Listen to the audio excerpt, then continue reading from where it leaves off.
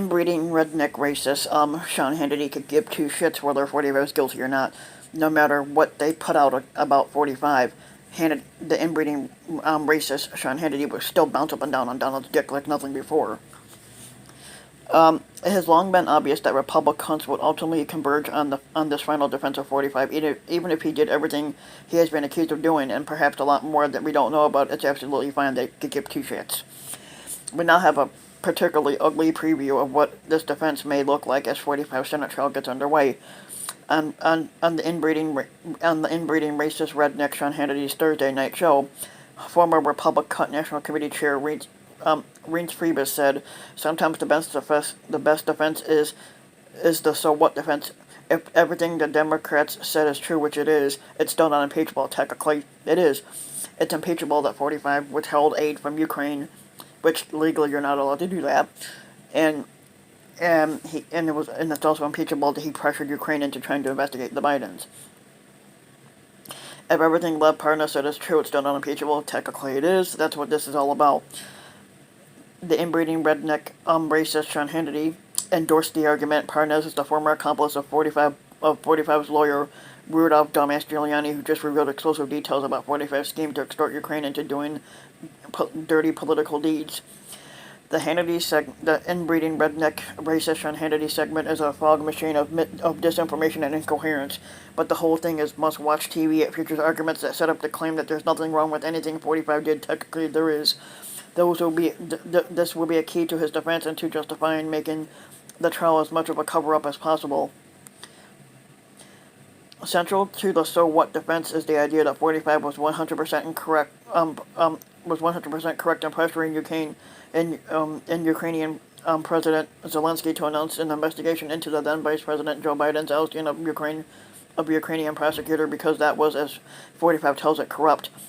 45 constantly says this. His call with Zelensky was perfect, which it wasn't. He has claimed an obligation to look into the Biden's corruption. He openly told reporters he wanted Zelensky to announce a major investigation into the Bidens.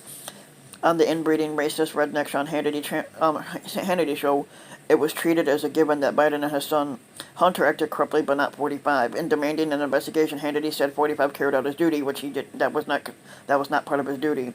This justified the withholding of military aid and justifies calling Hunter at 45's trial. Hunter Biden is needed to test what this case is all about, Priebus told Hannity, who agreed. The inbreeding redneck Hannity, anyway. The narrative undergirding this is that Joe Biden pushed for the ouster of a prosecutor investigating Ukrainian company Burisma to protect his son Hunter, who sat on the board, is entirely fabricated. The prosecutor was not sufficiently combating corruption. The prosecutor's removal was U.S. policy backed by international institutions. The Burisma investigation was dormant at the time, and Hunter Biden's role was irrelevant. Even if you question Hunter Biden's wisdom, the narrative about Joe Biden is still an invention. But the self-assumed power that transforms lies into truth through sheer repetition and through the ability to deceive millions and to believe in them is the key here. It's the lifeblood of the so what defense. One side wants real witnesses, the other side does not give a shit.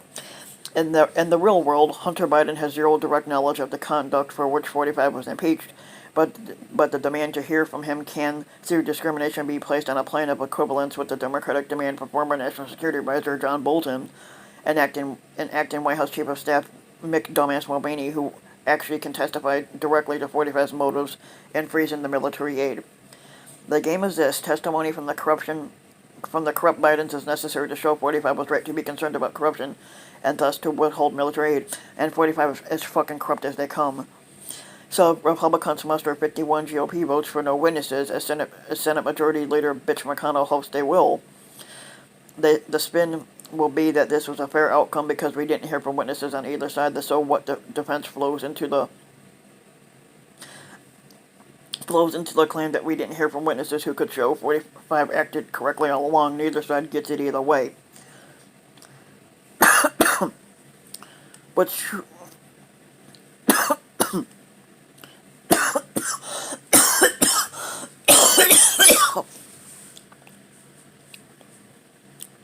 What's truly perverse here is that if 45 did nothing wrong, then no one could speak to that more forcefully than the witnesses Democrats want to hear from, and who 45 and Mitch McConnell desperately do not. If withholding the aid was correct on the merits, why not hear from those directly involved in that decision?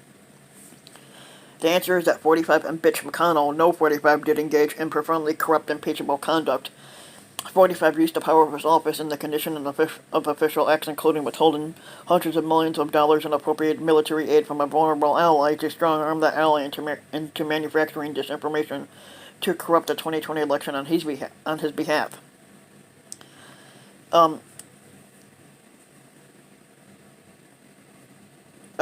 45 is corrupt and the Bidens are not. Meanwhile, Parnas has now claimed that dumbass Giuliani, taking direction from 45, directly ordered the message conveyed to Ukraine in the military aid was conditioned on doing 45's bidding.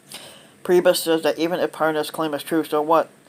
Because the Bidens were corrupt, and in fact, nothing the Bidens did or did not do can render 45's conduct defensible.